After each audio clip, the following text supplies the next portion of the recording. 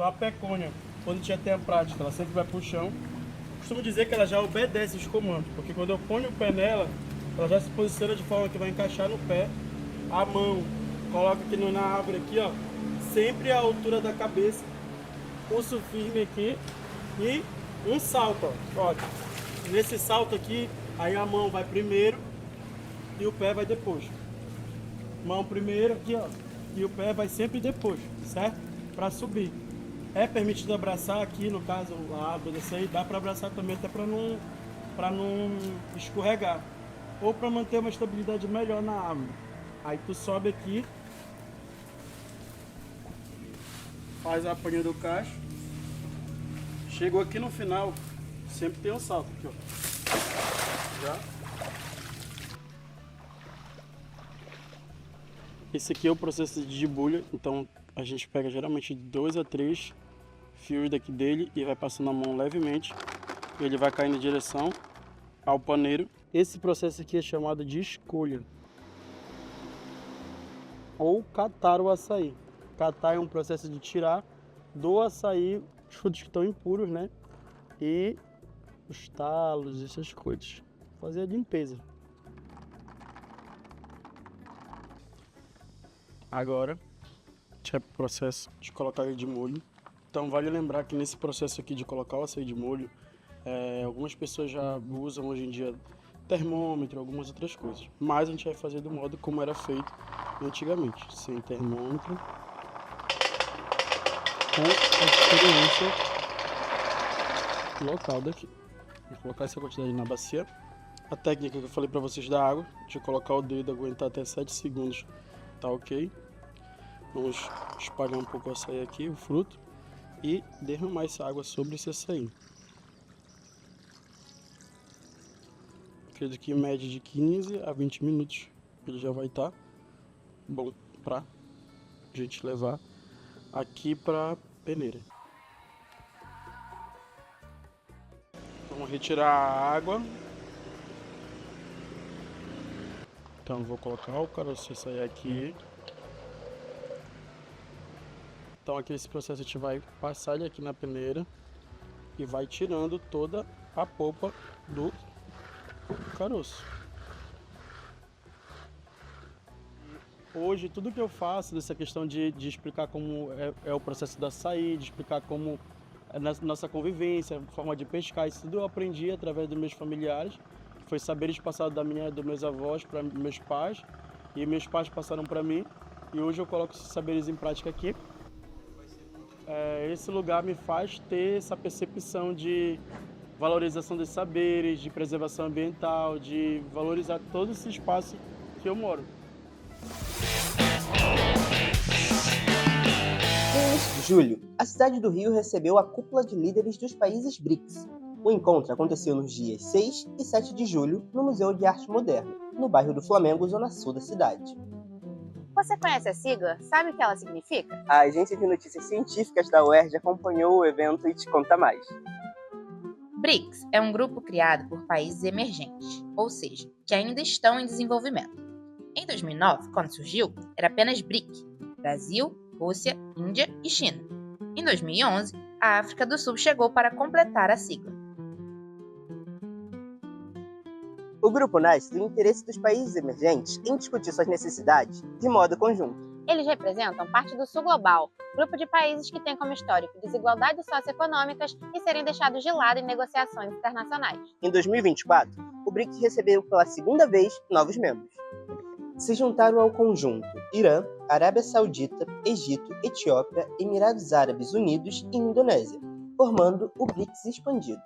Juntos, estes 11 países representam 39,5% da economia do mundo e metade da população mundial. Pois bem, agora você deve estar se perguntando qual é o efeito do BRICS na sua vida. Então, provavelmente você já sentiu algum efeito das mudanças climáticas no seu cotidiano, ou pelo calor escaldante no verão, ou pelo frio ainda mais intenso no inverno. E também já deve ter ouvido falar sobre conselhos internacionais. Por exemplo, o Conselho de Segurança da ONU, que durante a guerra na Ucrânia já teve propostas relacionadas ao fim do conflito que foram vetadas por países como Estados Unidos e Rússia. Mas você sabe por que países como o Brasil ou qualquer outro do continente africano não têm o direito de veto neste mesmo conselho? Então, esses são os temas tratados pelos líderes e pelos membros de seus governos. Em 2025, o financiamento climático e a reforma da governança global foram colocados como prioridades da presidência brasileira. Isso significa que investir e buscar formas de conseguir mais financiamento para medidas de adaptação e mitigação de desastres climáticos e conseguir aliados para transformar conselhos globais foram colocados como assuntos mais discutidos, não só pelos líderes, mas também pelos membros de seus governos. Outra instituição que tem participado das negociações é o novo Banco de Desenvolvimento, o NDB, conhecido como Banco dos BRICS. A organização se diz um banco do Sul Global para o Sul Global, em contraposição a outros bancos internacionais multilaterais. O NDB é presidido por Dilma Rousseff, ex-presidente do Brasil. Durante a 10ª reunião anual do banco, nos 2 dias anteriores à cúpula, a presidente enfatizou as ações da organização na área de financiamento climático. No contexto atual, dessa tal de pós-verdade, que é só mais um nome chique para mentira e desinformação, notícias falsas também são veiculadas ao BRICS. A principal delas é que vai ser criada uma moeda comum para os países do BRICS, e a imagem falsa da possível nota até circulou nas redes. Mas isso, vale repetir, é falso. A ideia de uma moeda comum chegou a existir, mas ela nunca foi discutida oficialmente. A discussão, de fato, ocorreu sobre usar moedas locais dos países BRICS nas negociações e o desenvolvimento de um sistema financeiro entre esses países. A gente conversou com uma professora do BRICS Policy Center para entender de onde surgiu essa desinformação. O BRICS ele nunca teve a intenção, vamos dizer assim, de criar uma moeda própria. Precisa de um banco central emissor. Então, o que foi cogitado, o que foi debatido em Kazan? A criação de uma moeda virtual, uma blockchain, uma moeda digital, né? Isso foi discutido em Kazan e a fake news veio de uma brincadeira do presidente Bush no ano passado de chegar com uma nota dos 5 R's, né? Porque Rand, Real, Renminbi, as moedas do rublo, né? As moedas dos BRICS 5 originais são todas com R, então ele fez uma brincadeira dos 5 R. Isso já vinha sendo, né, cogitado, mas como uma moeda virtual, uma moeda digital para facilitar transações.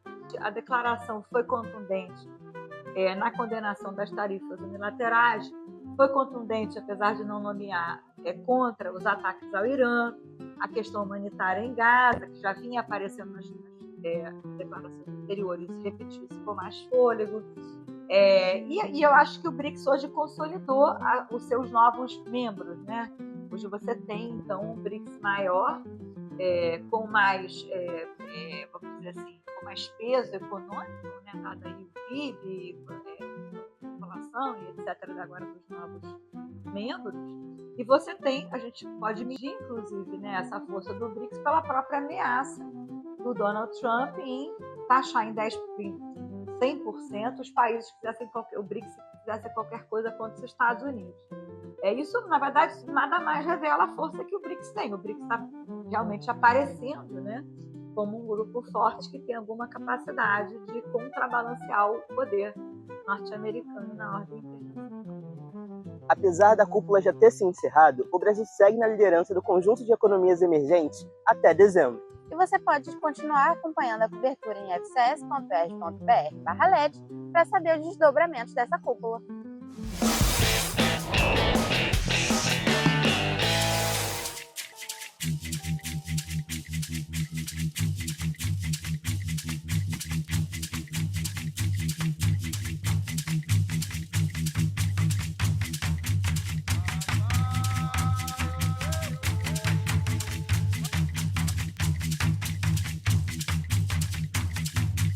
Boa tarde. Boa tarde. Meu nome é Mara, sou oficineira daqui do Liceu Escola de Arte e Ofício. Sou professora de argila aqui, de sensibilização na argila. E a gente vai ter uma aula hoje, tá bom?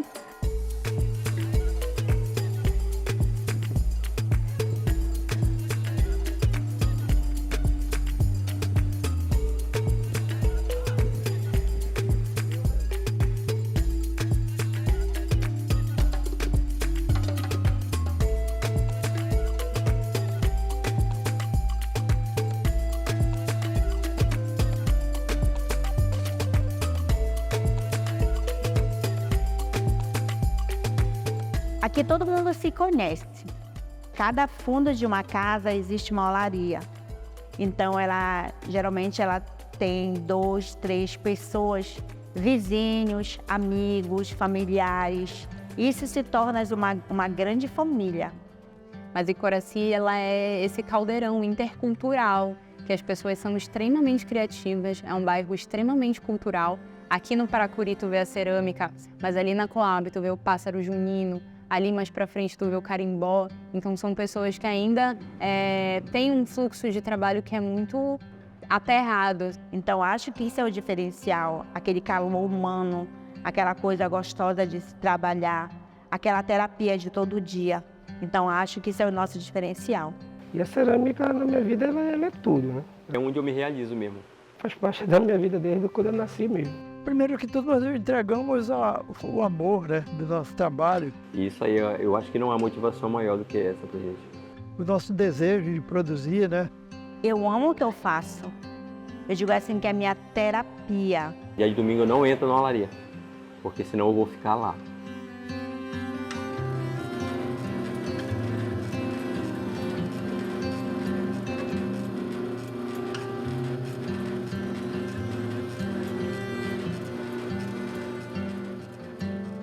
Porque a olaria aqui em Coraci, ela começou em 1702, tem registro disso. Ela começou lá na frente, nas primeiras ruas de Coraci. Algumas dessas famílias ainda trabalham até hoje. Lá atrás começou com meus avós, passou para meus pais. Nós começamos na cerâmica como era comum na época, por volta da década de 80, 81, brincando mesmo dentro das cerâmicas, fazendo os brinquedos de argila. A cerâmica aqui em Coraci, ela não começou com essa cerâmica que a gente conhece hoje. A cerâmica, quando começou aqui, eram peças utilitárias, assim. E nessa época, 2 pessoas aqui que a gente considera como os divisores de água, assim, da cerâmica daqui, que é o mestre Cabeludo e o mestre Cardoso. Eles são pessoas que entraram na cerâmica, né? Entraram assim. O mestre Cabeludo entrou, eu acredito, por volta de 1970, e o Cardoso entrou bem depois, 75, por aí assim, né? Quer dizer, eu já vinha de muito mais tempo, né? Eu já vinha de 1945, eles entraram depois. As principais peças, quando a gente chegou aqui, que eram feitas pelo Cabeludo, eram assim. Sabe? Eles pegavam peças, normalmente nem eram brancos, assim como foi pintado esse carro. Mas era peça natural e eles aplicavam desenhos como esse aqui. Essa mesma pegada, branco, vermelho e preto. O Cabeludo entrou através da família da esposa dele, que é a família Croelhas, que tem uma olaria ali chamada Olaria do Espanhol, que tem 112 anos de fundação e trabalha até hoje, né? E o Cardoso começou a seguir os passos do Cabeludo. Ele, o Cabeludo, ele renasceu uma arte morta. Quer dizer, só existia nos museus do Marajó e no Emílio Gueldi, que só existia, né? E nos livros. E ele então recomeçou o trabalho pelos livros. Com esse livro, aí isso me deu um impulso maior.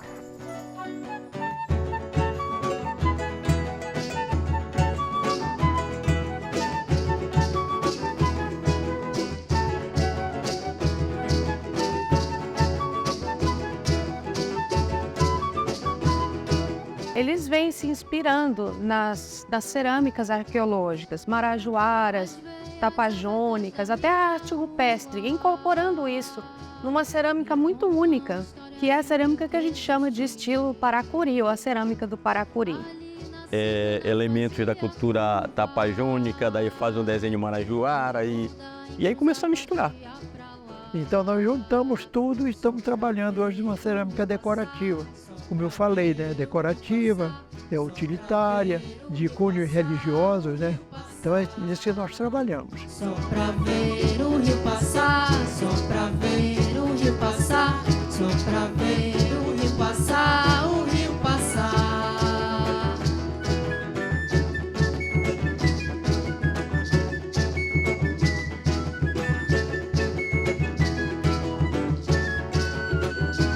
Todo dia era 2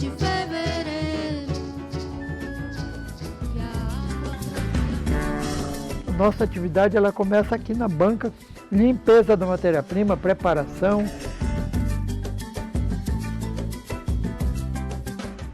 Depois a produção da peça.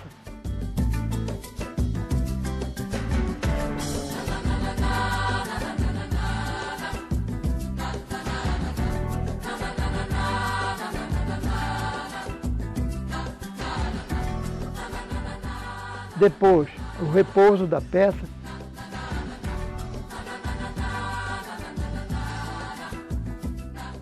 Depois do repouso, os desenhos que são feitos, vocês vão ver ali com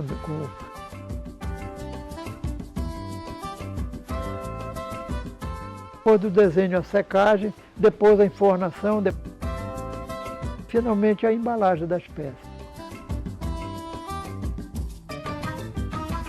E vai para a loja e a remessa final, que é a entrega para o freguês, né?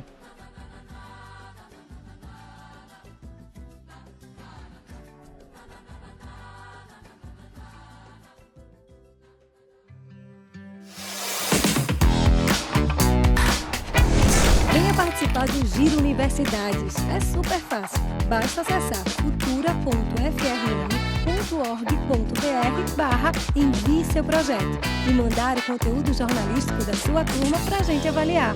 Combinado? Até o próximo Giro!